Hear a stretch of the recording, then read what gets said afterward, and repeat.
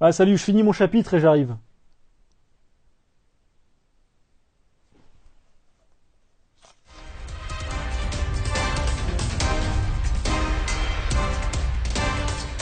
Il est le nettoyeur de mythes. Complotistes mes amours, bonjour. Je suis ravi de vous retrouver pour ce nouveau nettoyeur de mythes et aujourd'hui on va se pencher sur L'autre terre des dieux, un film de Demian sorti en 2017. Pourquoi ce film? Tout simplement parce qu'aujourd'hui il y a une recrudescence des chercheurs de vérité et ce film est le premier d'une longue liste à venir. Le problème c'est que la vérité n'a pas le même sens dans la bouche des scientifiques et dans celle des chercheurs de vérité.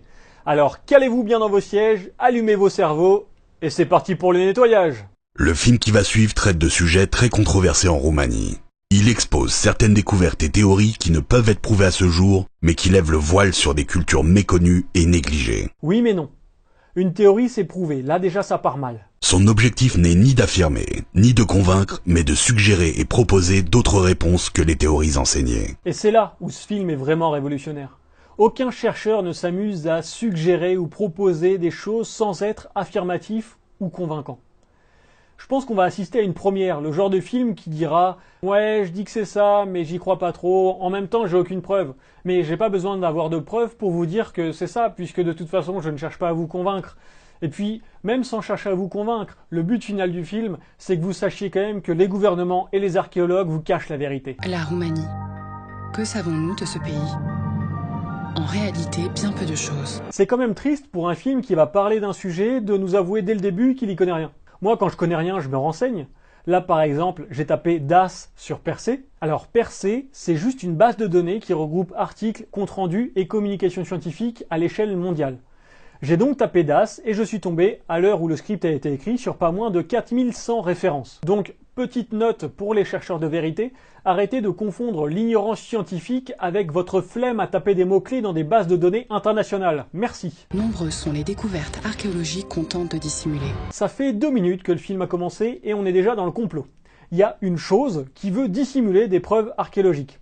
Le problème, c'est qu'elle doit pas être très douée parce que on en parle actuellement. Mais bon, passons et voyons ce que les gouvernements ont essayé de cacher, mais comme ils sont trop stupides pour les laisser cacher correctement, ça a fuité, et voilà. Nous vous dévoilerons d'anciens sanctuaires, des trésors mystérieux, des objets archéologiques hors du commun, qui pourraient remettre en question toute notre histoire. Qui pourrait remettre en doute toute notre histoire.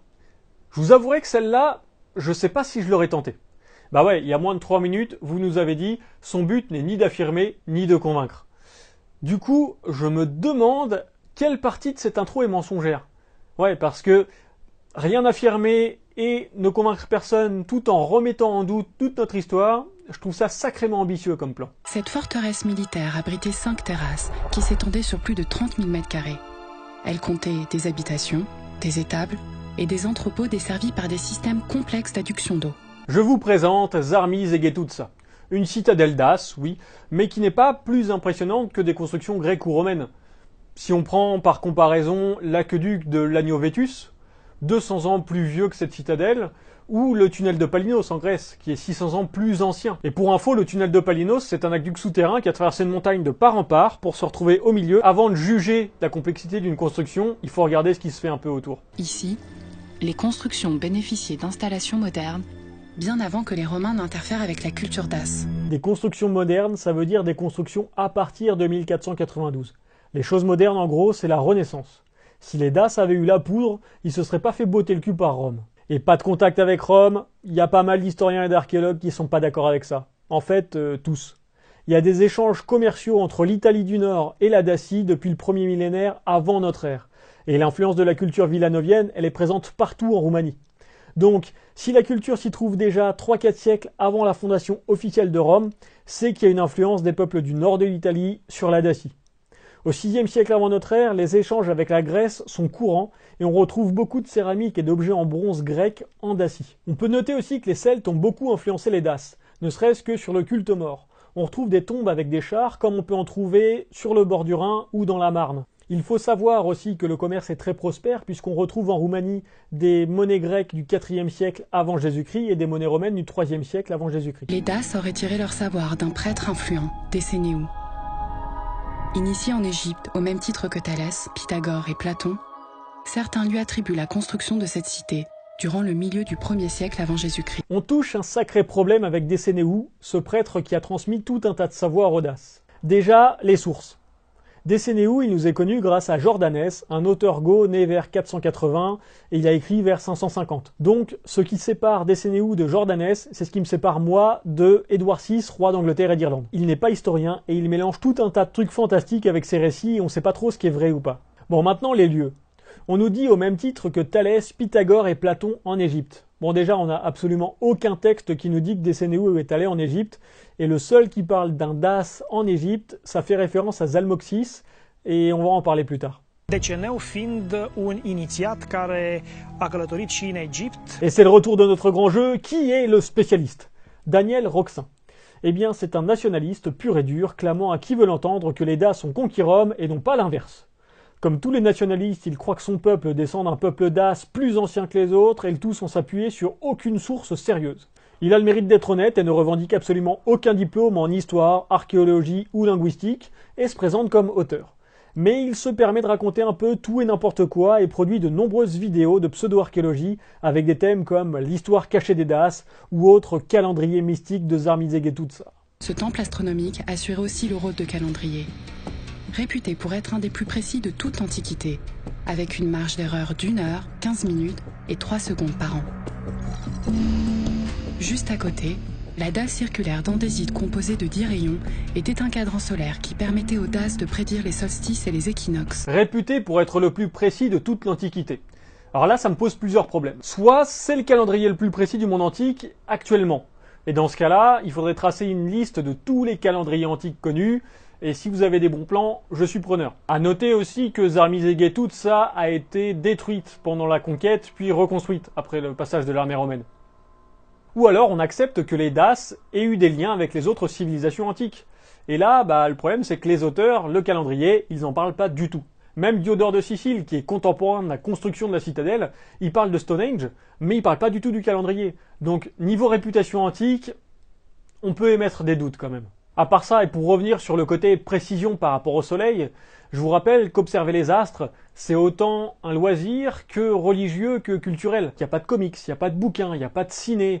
Ils ont même réussi à esquiver Cyril Hanouna. Quand on voit qu'aujourd'hui on est encore capable d'observer la récurrence et la fréquence dans le mouvement des astres, faut arrêter de voir nos ancêtres comme des bourrins de télé-réalité. Les historiens en savent très peu sur les Daces et leur attribuent un niveau de connaissance très limité. Beaucoup affirment qu'ils ne possédaient pas d'écriture. Les historiens en savent très peu sur les Daces? Non. Si on regarde les quelques 4000 publications scientifiques, historiens et archéologues n'en savent pas très peu sur les Daces, contrairement visiblement à l'équipe de réalisation de ce film. Quant aux connaissances très limitées, j'attire votre attention sur le lien subtil qui est fait entre écriture et intelligence. Je vous invite à admirer les pierres dressées, les dolmens ou l'artisanat celte par exemple. Les civilisations mégalithiques et les Celtes n'écrivaient pas, ou très peu pour les Celtes. Aucun chercheur ne fera jamais de lien entre pas d'écriture, civilisation stupide. Je vous laisse méditer là-dessus. Les tablettes de Sinaïa suggèrent que les Daces possédaient bien l'écriture. 500 de ces tablettes auraient été trouvées à la fin du 19e siècle, durant la construction du château Pélèche. Concernant les tablettes de Sinaïa, il y a deux problèmes qui se posent. Le premier, c'est qu'aucune source concernant la construction du château n'évoque cette découverte d'or. Et la seconde, c'est que je n'ai pas trouvé de source concernant les tablettes qui datent d'avant les années 90. Donc on a du mal à les croire authentiques. À l'origine façonnées en or, elles exposent 3 écritures différentes. L'une d'elles serait une forme de grec ancien, et les 2 autres seraient inconnues. Pour s'approprier l'or, le roi Carole en aurait fait des copies en plomb avant de fondre les originales.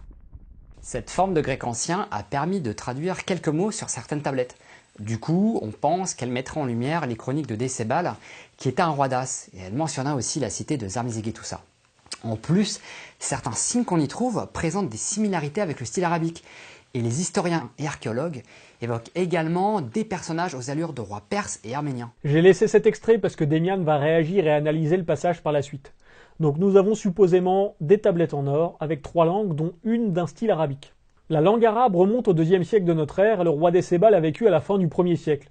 Donc on a en gros entre 50 et 100 ans d'écart entre des régions qui n'ont pas vraiment communiqué, sauf si encore une fois on dit que les Daces ont tout apporté à tout le monde en mode nationaliste.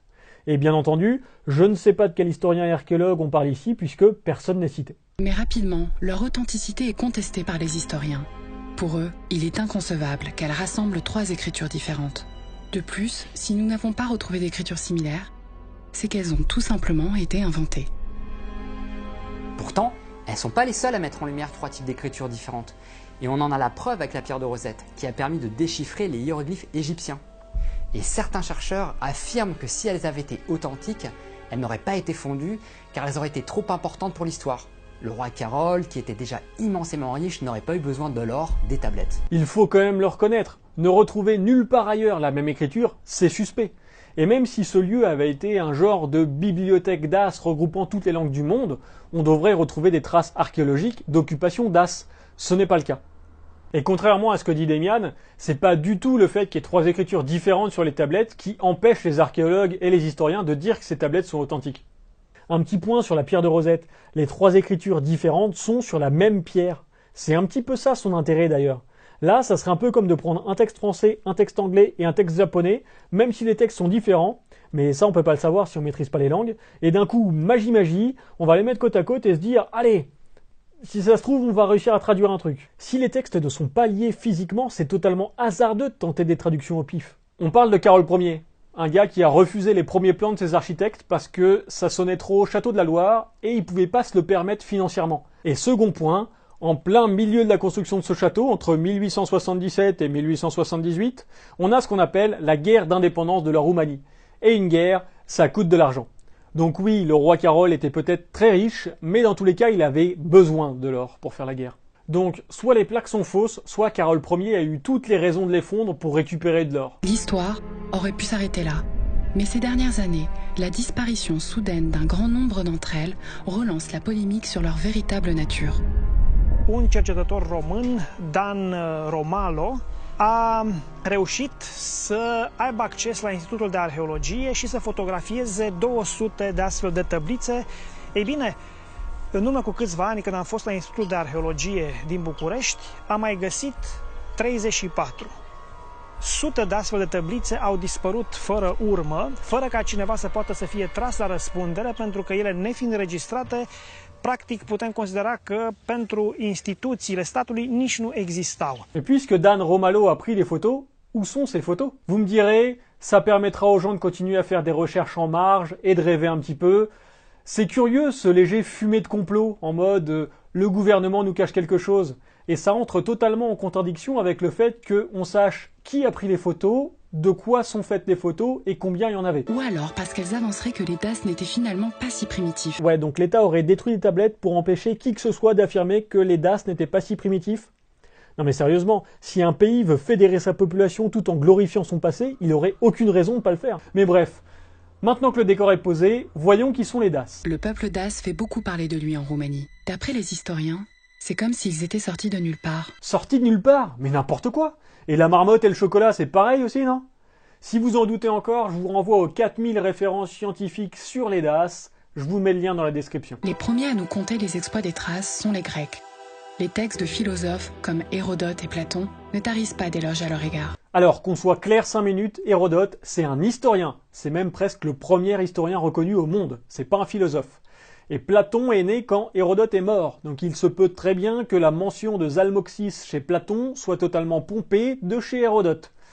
Quant aux éloges, eh ben je sais pas où vous les avez trouvés parce que moi je les ai cherchés et à part dire ils connaissent des charmes magiques pour soigner, eh ben il y a pas grand chose. Atunci când vorbim despre traci, care în multe rânduri au fost prezentate în mod oficial ca o populație barbară, primitivă, descoperim de fapt o cultură excepțională care în anumite momente a influențat cultura greacă în mod major. Bah ouais, on parle de barbares primitifs tout simplement parce que c'est des auteurs grecs qui vont en parler. Et donc tout ce qui parle pas grec ou romain pour les périodes suivantes, ça sera considéré comme barbare. Et puis tant qu'on est sur l'influence, si en Dacie on retrouve des céramiques grecques mais pas l'inverse, c'est peut-être parce que la Grèce a influencé la Dacie et pas l'inverse justement. Practic, atunci când vorbim despre Orfeu, Dionisos, Apollo, Artemis și alte divinități sau tradiții grecești, trebuie să subliniem că acestea au fost împrumutate de greci de la populațiile tracice. Ah, le bon gros discours nationaliste. C'est nous qu'on a la plus grosse, la plus puissante, la plus longue, et puis on a essaimé partout. Toutes les civilisations nous doivent le respect. Sauf qu'en fait, non. Toutes les civilisations, qu'elles soient celtes, daces, grecques, elles viennent des Indo-Européens. Et ces Indo-Européens ont un socle commun de croyances, un panthéon qui se ressemble à peu près, avec les mêmes traits, les mêmes attributs pour les dieux, les mêmes fonctions. Tout ça se ressemble beaucoup parce que tout est parti d'une souche commune qu'on appelle les Indo-Européens. Du point de vue de la culture matérielle, pour savoir qui a influencé qui entre diverses civilisations, il suffit de voir où est-ce qu'on retrouve telle ou telle céramique. Si on retrouve beaucoup plus de céramique grecque en Dacie que de céramique Dace en Grèce, c'est sûrement parce que la civilisation grecque était beaucoup plus enrichissante que la civilisation Dace. D'autant que, niveau influence, Dace et Thrace ont grandement été influencés par les Celtes. Trimitere la geți, unul dintre neamurile tracice călătorește la geți nu ca să le dai legi, ci ca să tragi învățăminte de la ei. La geți, câmpurile sunt nesfârșite, toate pământurile sunt comune și dintre toate popoarele sunt cei mai înțelepți, ne spune Homer. Non, Homère ne parle pas des Daces, il parle des Thraces, et plutôt ceux qui sont du côté du Pont Euxin, donc au nord-est de la Méditerranée. C'est là où les Grecs importaient leur blé pour se nourrir. Donc on est un petit peu loin de la Dacie des origines, tout ça, tout ça. La citation, vous aurez beau fouiller, tourner et retourner Homère dans tous les sens, vous ne pourrez pas la trouver, puisqu'elle est issue des Voyages de Pythagore, écrits en 1798 par Sylvain Maréchal, Cocorico. Et ce récit est totalement fantasmé et n'a absolument aucune prétention historique. Autant vous le dire tout de suite, Sylvain Maréchal, à part ça, on ne sait absolument rien de lui. Alors déjà, dans les cités antiques grecques, on a du mal à savoir si un texte est attribué à Homère ou non. Donc là, un mec qui est né genre 2200, 2300 ans après les faits, ça commence à devenir compliqué. Donc cette citation, non. Je suis désolé, mais elle vaut absolument rien. Son emblème est le loup, symbole d'intelligence, de liberté et d'insoumission. Alors, le symbole Dace n'est pas né de lui-même. On peut retracer son parcours depuis la Mésopotamie, ensuite chez les Irano-Cimériens, puis finalement chez les Gètes. On ne sait pas trop pourquoi le loup ce serait un symbole d'insoumission. Et la première vraie référence à cette attitude date limite de la fable Le loup et le chien. Mais rien ne rattache le loup à l'insoumission, à part un roman contemporain de littérature érotique. Ceci dit, jouer sur les symboles, c'est aussi jouer sur le terrain des nationalistes. Et peut-être tout simplement que Démian s'est fait prendre dans un jeu bien sale. Les Daces ont fini par perdre face à Rome, mais de tous les peuples d'Europe, c'est quand même un des rares à avoir résisté aussi férocement à l'envahisseur. Un des rares peuples à avoir résisté aussi férocement à l'envahisseur. On va faire un petit point rapide sur les conquêtes de Rome. La conquête de la Dacie, c'est de 88 à 106, donc ça prend 16 ans. La conquête de la Gaule, c'est de moins 58 à moins 51, 50, donc on va dire 7 ans. La conquête d'Espagne, c'est de moins 218 à moins 19, donc 200 ans. La conquête de la Germanie, ça n'a jamais été conquis totalement. Et la conquête de la Grande-Bretagne, ça n'a jamais été conquis totalement. Niveau défense féroce, on est quand même sur le deuxième peuple à se faire botter le cul le plus rapidement en Europe antique. Je pense qu'il n'y a pas trop de raison de s'en vanter. Et puis, concernant la victoire de Trajan, le roi Dace à l'époque s'est suicidé face à Trajan, ou alors c'est ces aristocrates qui l'ont poussé au suicide. En tout cas, on reste sur du bon mensonge nationaliste, et c'est dommage. Bien qu'il soit victorieux, l'empereur Trajan honore les Daces en leur faisant ériger à Rome d'imposantes statues. Elles expriment la force et la fierté. Un signe de reconnaissance surprenant de la part de l'empereur romain. Qu'est-ce que c'est un arc de triomphe? Un arc de triomphe à Rome, c'est construit après une victoire militaire avant de pouvoir revenir à la vie civile. C'est censé commémorer les grandes batailles, les grandes victoires. L'arc de triomphe qui est ici présenté, c'est l'arc de Constantin, pas celui de Trajan.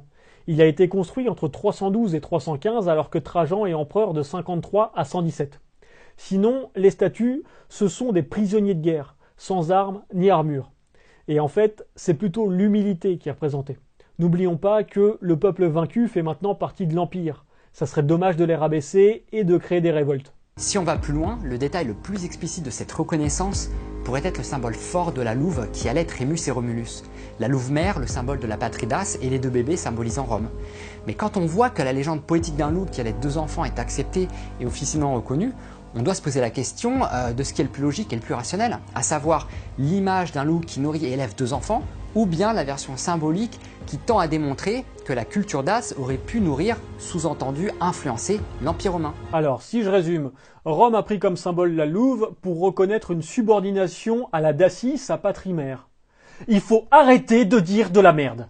Je suis désolé, Demian, mais quand comme toi on n'a aucune connaissance du symbolisme politique antique, il vaut mieux la fermer plutôt que sortir des hypothèses miteuses comme celle-là. Rome, elle est habitée depuis le Xe siècle. Sa fondation a été décidée arbitrairement en 753 avant Jésus-Christ par Tite-Live, qui se basait lui-même sur des textes du IIe siècle avant Jésus-Christ. La louve, c'est un animal qui est consacré à Mars. Et Mars, c'est le protecteur de Rome. Donc faut pas s'étonner que Rome choisisse comme symbole un animal qui représente son dieu tutélaire. Et pour les petits malins qui voudraient jouer sur les mots, non, Rome n'a pas commencé à vénérer Mars après avoir découvert la Dacie. Merci. Les guerres de Dacie se passent entre 82 et 106 après Jésus-Christ. Donc de deux choses l'une. Soit, comme le dit le film, les Daces se sont construits tout seuls, sans aucun rapport avec les autres civilisations, jusqu'à 82, et dans ce cas-là, le loup, symbole de Rome, ne doit pas apparaître avant 82, donc Mars ne doit pas apparaître avant 82, donc là, le film ment. Soit, le film nous ment sur les relations entre la Dacie et le reste du monde. Nous le savons via les vestiges archéologiques, la Dacie et le nord de l'Italie sont reliés économiquement depuis le premier millénaire avant notre ère. Il faudrait donc prouver que les Daces possédaient un dieu Mars dont le symbole était la louve et que la Dacie ait influencé Rome et non pas l'inverse. Dans ces deux cas, l'autre terre des dieux ment ou se trompe, soit par manque visible de recherche, soit parfois partisane envers les pseudo-chercheurs nationalistes roumains. Les dimensions exceptionnelles des statues attirent notre attention. Bien plus grandes que celles érigées à la mémoire des guerriers romains, elles atteignent 3 mètres de hauteur. Naturellement, l'explication la plus logique est que l'empereur Trajan ait admiré la bravoure de cette nation. Mais une seconde théorie vient hanter l'esprit des plus enthousiastes. Serait-il concevable que certaines de ces statues aient été sculptées à l'échelle de leur modèle? Concernant la taille exceptionnelle de ces statues, il faut savoir qu'elles sont tirées de l'arc de triomphe de Trajan qui a été démonté pour être installé sur l'arc de triomphe de Constantin, afin de symboliser la pérennité du régime politique romain. L'arc de triomphe de Constantin mélangeait des éléments de l'arc de triomphe de Marc Aurèle, d'Adrien et de Trajan. De fait, dire que ces statues sont exceptionnellement grandes étant donné qu'on ne connaît pas la taille des autres éléments de l'arc de triomphe originel disparu, c'est un argument fallacieux. Et puis tout le monde représente l'ennemi vaincu de façon grande et magistrale. Personne ne se vante à dire « Ouais, j'ai vaincu un peuple de sous-merde, c'était trop facile ». Non, personne ne dit ça. Et non, ce n'est pas une théorie, c'est une hypothèse hasardeuse, mais c'est une hypothèse. Préparez-vous, cela dit, on part en trip chez les géants. Certains bijoux proviennent de Zarmizeg-et-Toussa, qui presque 2000 ans plus tard, renferment des trésors qui n'ont toujours pas été excavés. Ici, nous avons un aperçu de ce qu'on appelle archéologie illégale. Ils voient un truc qui brille et ils se jettent dessus comme un pédophile récidiviste lâché dans une classe de CE1, mais rassurez-vous, il y a pire après. Parmi les bijoux décoratifs, les broches et les colliers, on trouve d'étonnants bracelets. Leur diamètre varie entre 9 et 13 cm pour un poids oscillant entre 700 g à plus d'1 kg. Ils sont constitués de plusieurs boucles comprenant des têtes de serpents. Martelés à froid à partir de lingots d'or, ils démontrent une technicité complexe et très élaborée. L'archéologie roumaine prétend que ces bracelets étaient utilisés pour des rituels, ou bien réservés à une certaine élite dace. Concernant ces bracelets, il est important de noter 3 choses. Premièrement, la région dans laquelle ils ont été trouvés connaît ce type de bracelet depuis plus de 3 siècles. Deuxièmement, le contexte de découverte. Ils ont été trouvés enterrés, soit comme étant un dépôt votif, des biens enterrés pour des dieux, soit nous aurions affaire à un dépôt de sauvegarde.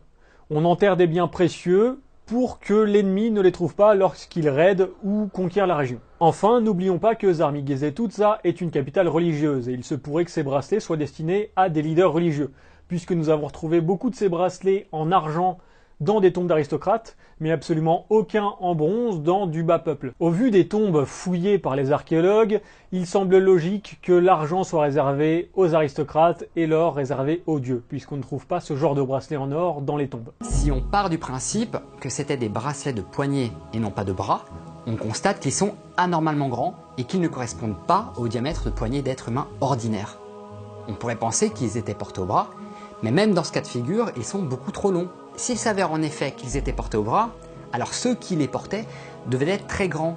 on peut en déduire qu'il devait mesurer très facilement plus de 2 mètres de hauteur, si ce n'est plus. Partir du principe que ce sont des bracelets de poignet et non pas de bras, c'est totalement illogique puisqu'on connaît le contexte culturel et l'ère culturelle dans laquelle s'inscrivent les découvertes de ces bracelets. En plus, on essaie de créer une théorie à partir d'un bracelet qui serait trop grand du point de vue du réalisateur. C'est totalement inductif. Si c'est inductif et illogique, c'est stupide. Ici, un casque partiellement détruit d'un diamètre avoisinant les 30 cm. Presque 2 fois celui d'une tête ordinaire. Les spécialistes prétendent qu'ils étaient portés par-dessus d'autres casques. Prenons le cas maintenant des casques anormalement grands. 30 cm de diamètre, c'est à peu près le diamètre d'un casque de chevalier médiéval, et ça m'étonnerait que nos chevaliers aient été des géants. De plus, nous voyons à l'intérieur de ces casques le revers des motifs qui les parcourent. Nous avons donc peu de raisons de douter des spécialistes qui nous disent que ces casques étaient portés par-dessus d'autres casques ou des coiffes de rembourrage. Que penser aussi de ce plastron cérémoniel qu'aucune épaule ordinaire ne pourrait porter et dont la largeur atteint presque les 80 cm. Juste en dessous, une bague d'un diamètre de presque 3 cm. Et concernant ce plastron, vous n'avez rien noté? Vous, dans les musées, les armures, vous les exposez à l'endroit ou à l'envers? Non, parce que le plastron, il est bien censé protéger le buste en s'attachant sur les épaules, non? Eh bien, on a là le plus beau mensonge de ces 20 premières minutes. En réalité, ce plastron, ce n'est pas du tout un plastron. Cette photo a été prise le 19 avril 2014. Et vous pouvez le constater, dans la vitrine, on voit le cartel, ce petit panneau explicatif sur lequel tout est noté. Et si vous regardez dans l'autre terre des dieux, Damian, il est en face du cartel. On nous parle depuis le début du film de Das vivant en pleine Antiquité. Eh bien, cette vitrine date d'une église du XVIIIe siècle. Bravo, bel enfumage. Ce plastron est en réalité la nimbe ou le halo d'une vierge à l'enfant. La couronne est portée par l'enfant et la bague va à la main de la Vierge. Cette représentation est très normalisée et si vous tapez Vierge à l'enfant sur Google, ça vous donnera un truc du genre. Nous avons donc ici un flagrant délit de mensonge et de manipulation clairement assumé puisque la notice de cette vitrine est écrite en anglais, en français et en roumain. Dans le film, nous voyons Damian et son cadreur, ils sont devant, ils ont forcément lu la notice de la vitrine, ce n'est pas normal. Si vous avez payé pour ce film, vous pouvez bien sûr demander des comptes à Damian concernant ce mensonge. J'ai essayé de le faire, à part reconnaître que le plastron n'était pas antique, il a refusé de me donner quelques informations à ce sujet, ne pensant probablement pas que j'avais trouvé moi-même ce que c'était. Il paraîtrait aussi que son équipe de tournage est tombée pile le jour où dans cette vitrine il n'y avait plus de carton explicatif. Cela semble étrange puisque la photo de la vitrine date du 19 avril 2014, le film a été tourné après et la vitrine est toujours la même. Pourquoi enlever un cartel alors que la vitrine ne change pas? C'est totalement illogique. Il en va de même avec cette couronne en or, d'une finesse inégalée et au diamètre lui aussi très grand. Elle aurait appartenu au roi Sotès III et proviendrait de son tombeau situé en Bulgarie. Étrangement, la dépouille de ce roi n'a quant à elle jamais été retrouvée. Des géants auraient-ils autrefois foulé ces terres? Attention avec cette couronne d'or, elle a appartenu à Sotès III qui dirigeait le royaume des Ordrises, au beau milieu de la Bulgarie actuelle. C'est pas pour rien qu'on a retrouvé son tombeau à Sofia. Maintenant, le lien entre Sotès III et les Daces, il est très lointain. Et vous avez un très bel exemple d'argument fallacieux qu'on appelle le millefeuille argumentatif. Au passage, on se plaint qu'on ne retrouve pas son corps, mais on pratique massivement l'inhumation par incinération. Tout le monde en Dacie, à part les Scythes, qui s'y mettent dans le courant du 5e siècle, va pratiquer ce type d'inhumation. On brûle le corps, on ramasse toutes les cendres, on met ça dans une urne, et ensuite on enterre l'urne. Et même sous l'Empire romain, on va continuer à pratiquer ce type d'inhumation. Donc on ne retrouve pas le corps, c'est tout à fait normal. En 190 après Jésus-Christ, dans l'actuelle Bulgarie, des soldats romains font une étrange rencontre. Face à eux se tient un berger thrace qui les domine de plusieurs têtes. Le colosse rejoint alors les garnisons de Rome, où il gravit les échelons pour devenir empereur en 235 de notre ère. Beaucoup pensent que cette description de Maximine est exagérée. Et à moins qu'un jour nous ne parvenions à retrouver son squelette, sa taille officielle demeure inconnue. Maximin le Thrace serait né berger. Toute l'histoire sur sa taille et sa découverte, c'est une belle légende. Mais ce que le film oublie de nous dire, c'est qu'il est devenu empereur sur un coup de bol à cause d'une crise politique et d'un putsch militaire. Il n'a pas été reconnu pour ses qualités politiques, c'était un guerrier brutal, pas très futé. Bon, quand il est empereur, on est dans une période de crise politique et son règne dure 3 ans. Ces premières mesures ont été faire la guerre, notamment contre les Daces, et augmenter les impôts. On a deux sources principales concernant Maximin le Thrace. Hérodien raconte l'accession de Maximin au pouvoir. Il était chef instructeur pour les nouvelles recrues, et ce sont ces recrues qui sont venus le voir pour le forcer à devenir empereur. On a donc un géant imbattable au combat qui n'ose pas dire non à des nouveaux conscrits parce qu'ils ont des armes. C'est moche. Absolument personne ne nous dit que Maximin mesure plus de 2,50 m, à part dans l'Histoire Auguste, où Maximin le Thrace est dépeint comme un géant inépuisable. Le problème de cette œuvre, c'est qu'elle est écrite 170 ans après les faits, et que l'auteur ment allègrement dans cet ouvrage, citant des sources qui n'existent pas, antidatant ses œuvres, et tous les historiens s'accordent à dire que cet auteur n'est absolument pas fiable concernant cette biographie. Sur les tablettes de Sinaïa, une gravure pourrait le confirmer. Elles mettent en évidence une scène où des hommes font face à des géants. Attendez, on utilise des tablettes à l'authenticité douteuse pour nous parler de géants à travers une perspective aussi désastreuse qu'en Égypte antique ou au Moyen-Âge. Mais pourtant, à l'époque médiévale ou en Égypte, on n'a jamais fantasmé sur des géants. On va essayer d'amener un petit peu d'archéologie à tout ça. On a fouillé quelques habitats Daces datés de 450 à 25 avant Jésus-Christ. En moyenne, ces habitats mesuraient 4 mètres sur 2. On imagine assez mal des géants habités dans ces habitations.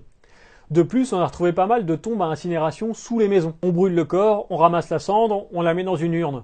Si on brûle quelqu'un qui fait 1,80 m ou quelqu'un qui fait 4 mètres, on va pas avoir la même taille d'urne, parce qu'on va pas avoir la même masse et le même volume de cendres à faire rentrer dans cette tombe. Sur leur bouclier, un symbole significatif nous indique qu'ils seraient originaires d'Hyperborée, un continent légendaire. Une ancienne carte de Gérard Mercator datant de 1595 localise la patrie originelle de ces Hyperboréens dans les régions reculées du pôle Nord. Selon d'anciens textes, ces terres n'étaient pas à cette époque recouvertes par les glaces. L'Hyperborée, historiquement, c'est un mythe. Une terre inconnue au nord, bien plus loin que les terres que sont censés parcourir les Grecs. Car oui, ce sont les Grecs qui en ont parlé les premiers. On peut voir plusieurs interprétations quant à ce symbole sur les boucliers. Ça peut être une mise en relief du humbo, la pièce de métal au centre du bouclier, mais le dessin peut aussi être totalement décoratif et permettre de reconnaître une armée par rapport à une autre. Ceux qui portent ce symbole, d'ailleurs, ne sont pas plus grands que l'armée qu'ils ont en face sur d'autres tablettes. Et on en revient à la notion de taille des personnages en fonction de leur importance, comme en Égypte antique ou à l'époque médiévale. Le fait que les terres ne soient pas recouvertes de glace, c'est une supposition tout simplement parce qu'on dit que les cultures y poussent correctement. C'est une terre mythique, on peut croire ce qu'on veut, mais à partir du moment où le mythe se heurte à des preuves archéologiques, ça devient compliqué. Hyperborée était situé au niveau des pôles. Et ce peuple hyperboréen, s'il a existé bien sûr au sens propre, est descendu donc vers le sud. Donc est descendu en plusieurs endroits, il y a eu plusieurs branches. Une branche serait allée vers le Caucase. Donc la nouvelle capitale des Hyperboréens s'appelle Asgard et c'est situé dans le Caucase. Une autre serait partie vers le Tibet et une troisième serait allée dans des archipels situés au niveau du golfe du Mexique aujourd'hui qui donne naissance à l'Atlantide. Homère prétend également que la Nouvelle Borée était située en Thracie. Nous voilà pour le retour du grand jeu. Qui est le spécialiste ? Ce professeur d'histoire à la retraite n'a jamais fait de publication scientifique, mais se permet de donner des conférences sur des sujets aussi vastes que l'histoire secrète des États-Unis, la magie noire, en passant par les cathares. Et le tout sans citer aucune source. Vous le savez comme moi, un chercheur qui ne cite aucune source, c'est pas vraiment la joie de la méthode scientifique. Il évoque des branches hyperboréennes sans aucun fondement et bon courage pour chercher le rationnel dans ses dires. La narratrice nous dit que Homère parle de l'Hyperborée. Sauf que Hérodote met en garde ceux qui penseraient que le poème proviendrait bien d'Homère. Et honnêtement, si l'historien le plus proche de l'auteur a des doutes, on aurait tort de pas douter nous-mêmes.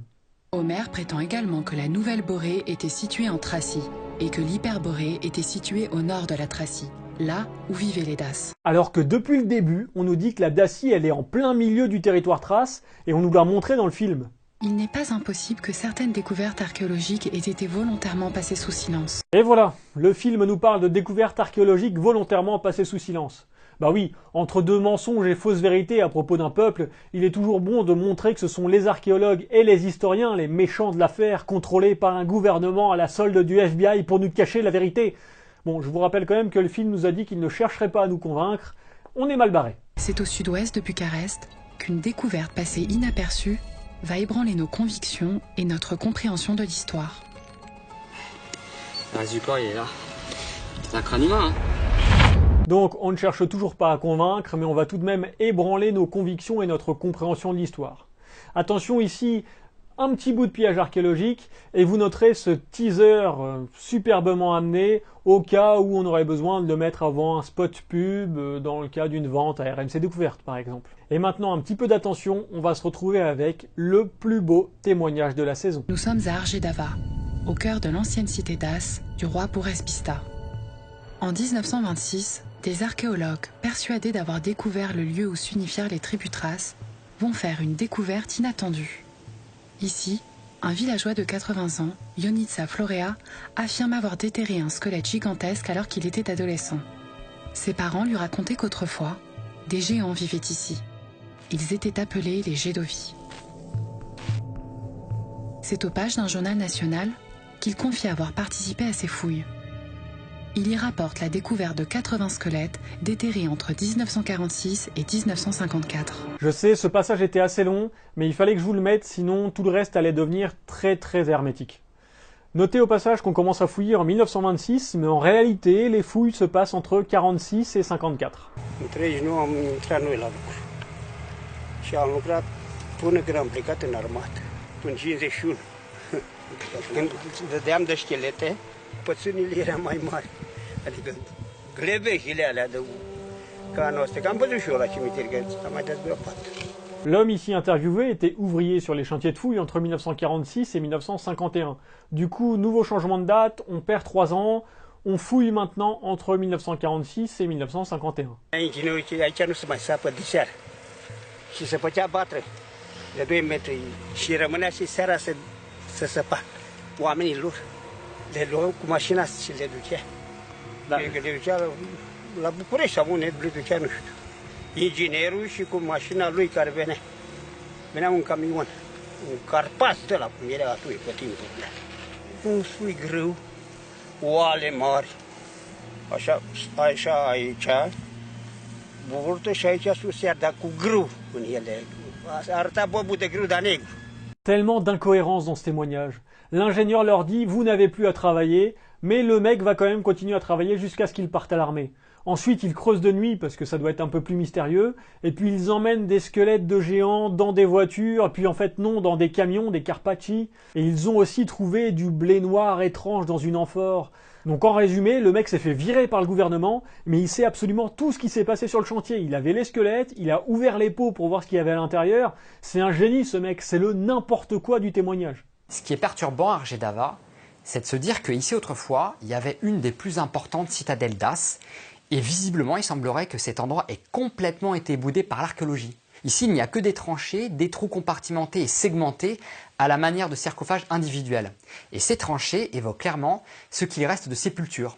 Il semble aussi qu'après, elles aient été recouvertes un peu comme si on avait tenté de les reboucher ou même de dissimuler les fouilles. Mais le plus marquant dans tout ça, c'est qu'à l'endroit même de ces tranchées, on trouve des arbustes épineux qui forment une sorte de barrière épaisse et impénétrable. Et l'impression qu'on a, c'est que ces arbustes ont été plantés là volontairement, de sorte à empêcher quiconque de descendre et de creuser. Argedava serait-elle la plus importante cité des Daces?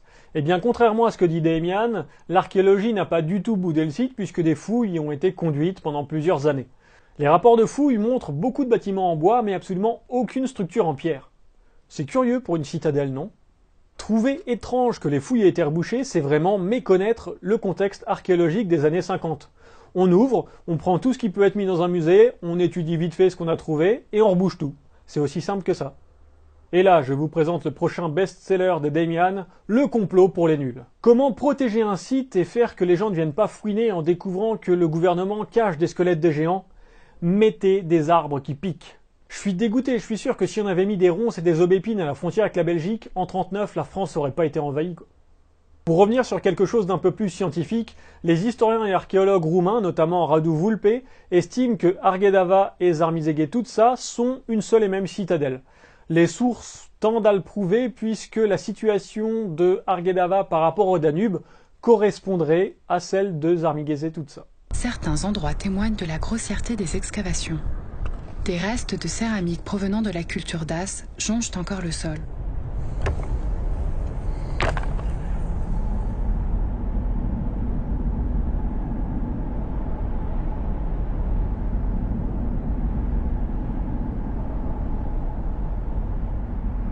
Là, je vous avoue, ce passage me pose de gros problèmes. Demian arrive, il prend des céramiques, il les embarque sans rien demander à personne, c'est du pillage archéologique. Et je préfère prévenir les archéologues et les défenseurs du patrimoine, les images qui vont suivre peuvent heurter la sensibilité des personnes méthodiques et respectueuses. C'est en cherchant des morceaux de ces céramiques que nous avons fait une macabre découverte.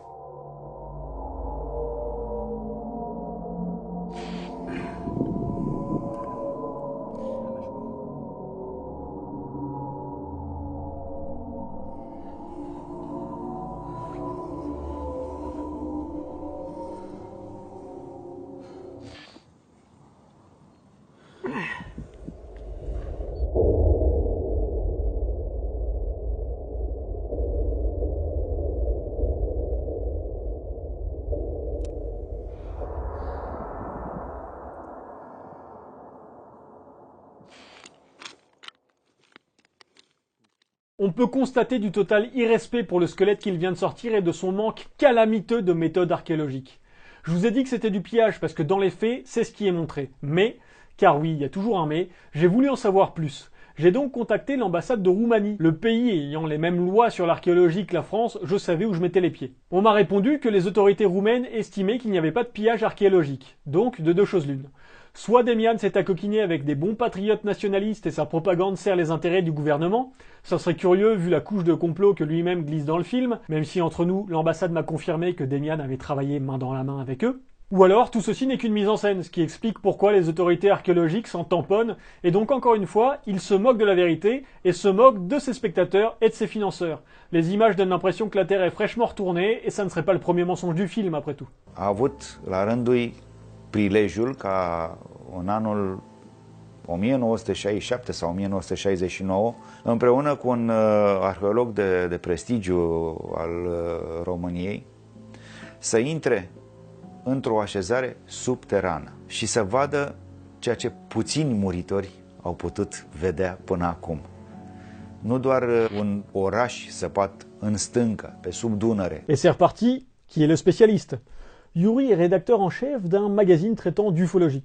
Il est actuellement vice-président d'une association mêlant nationalisme, folklore et complotisme. Il apparaît sur des télépoubelles pour participer à des émissions sur des bases souterraines extraterrestres ou encore sur le fameux complot du CERN pour détraquer le climat.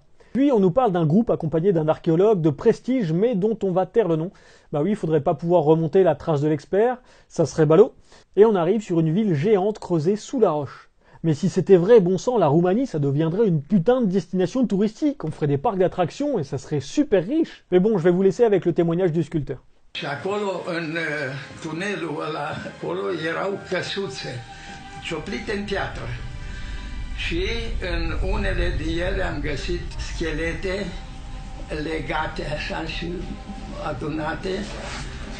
Unele erau răsturnate așa. Dar scheletele erau foarte curate, adică și mari, foarte mari. Și ce a fost cel mai, dacă se poate, uluitor, faptul că a văzut schelete de giganți. Să zic, de la talpă la genunchi era aproape 1 metru. Deci erau schelete de uriași, până la urmă. Oameni care estimativ aveau peste 3 metri. Ici, on a un témoignage un petit peu what the fuck. On a des archéologues et des douaniers qui passent dans un tunnel sous le Danube et personne n'est au courant, sauf une association roumaine de culture alternative. Le problème, c'est que personne ne peut authentifier ce témoignage. On n'a aucun nom de cité, ni un douanier, ni un archéologue, et bah, c'est le problème du témoignage. On ne peut pas être sûr que ce qui est dit est vrai. À la suite de ça, je vous conseille de voir le film, on a une jolie légende avec des géants et une pyramide faite en ombre. C'est vraiment chouette, mais le but scientifique là-dedans m'intéresse peu, donc je l'ai zappé. Un peu plus loin, on trouve une curiosité locale. Les moines du monastère se plaisent parfois à conduire les touristes au pied de ce que certains pensent être les restes d'un géant pétrifié.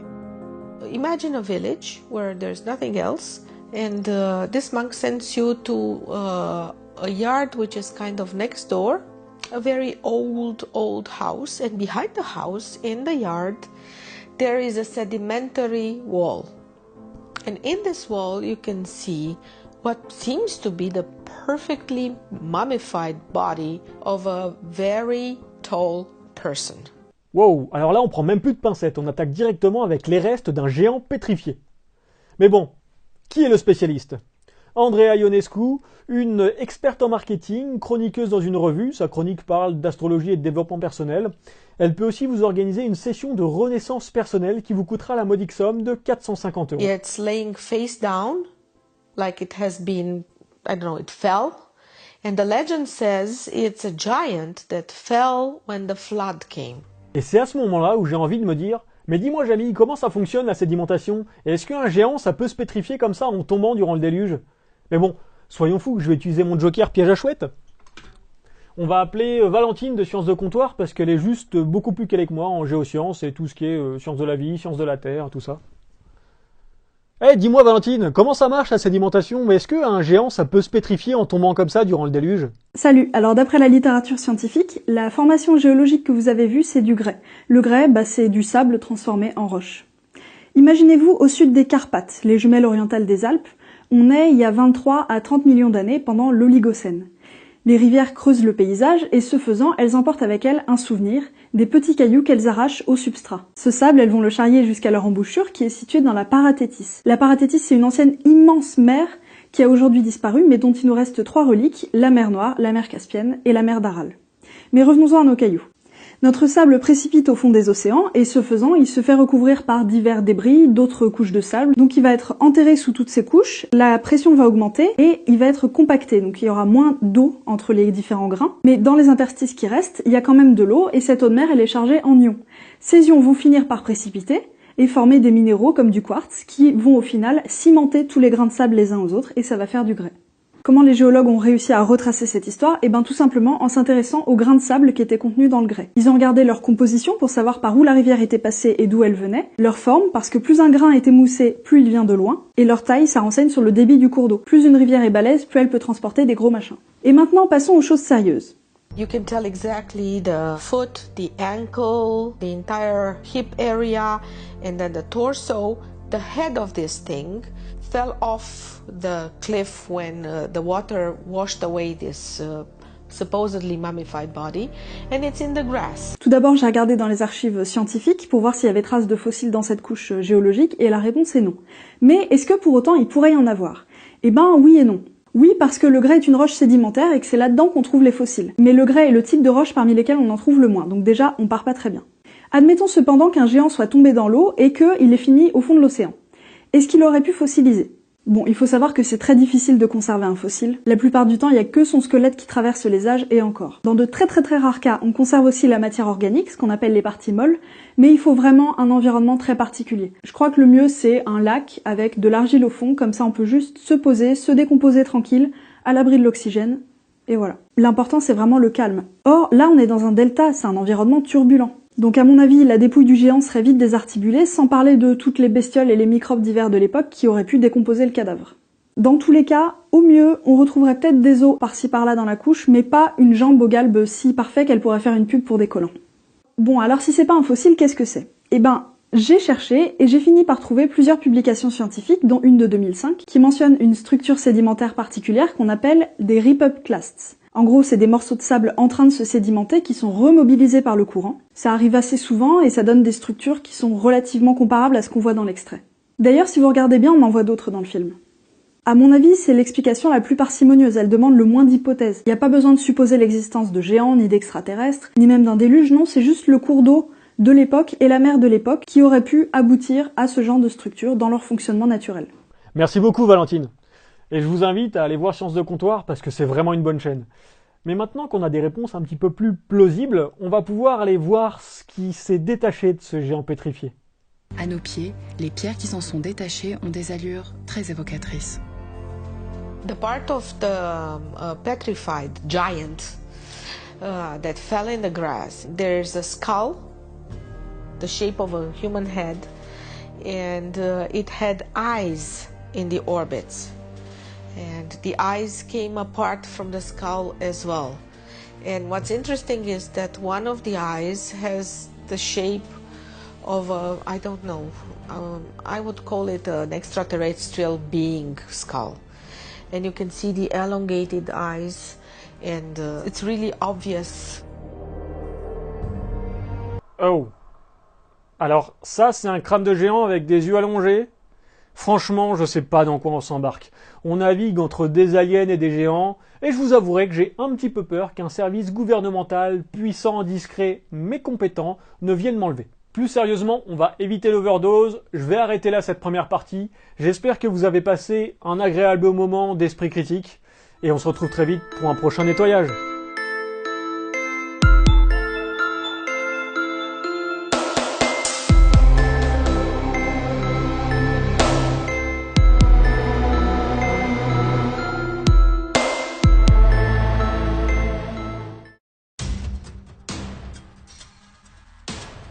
Dans un monde où la science évolue toujours plus vite, l'homme ne sait plus comment rêver.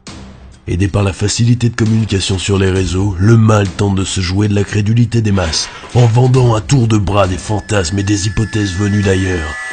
Face à ce crime contre la communauté scientifique, il existe un homme. Un homme doué de capacités exceptionnelles. Un homme qui allie intelligence, doigté et le sex appeal d'un dieu de l'Olympe. Et je dis pas ça uniquement pour le pécho, bébé. Sa mission, réduire à néant les complots et les mythes. Il est le nettoyeur de mythes.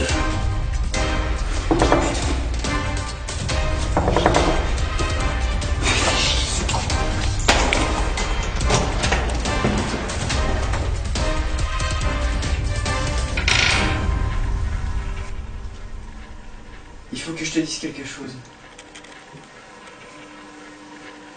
Je crois que je suis amoureuse de Patrice Pouillard. Il faut arrêter de dire